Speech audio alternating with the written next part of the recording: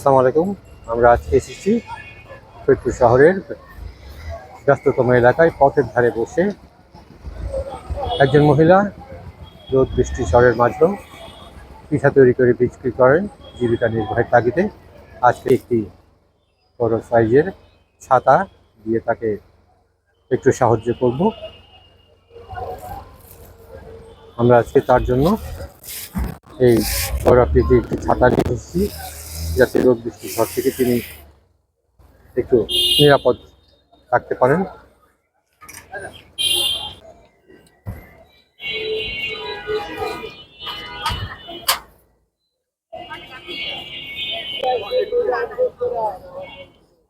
কোহিনুর বেগম আছেন। কত বছর ধরে এখানে পিঠা বিক্রি করেন? 10 বছর যাবত উনি পিঠা বিক্রি করেন। আজকে আজকে আমরা এই কোহিনুর বেগমের জন্য একটি ছাতা দিয়ে তাকে আমরা সহযোগিতা করলাম রোদ ঝড় বৃষ্টির থেকে। তিনি একটু নিরাপদ আশ্রয় থেকে তাদের জীবিকার ব্যবস্থা করবেন। ধন্যবাদ সবাইকে। আসসালামু আলাইকুম।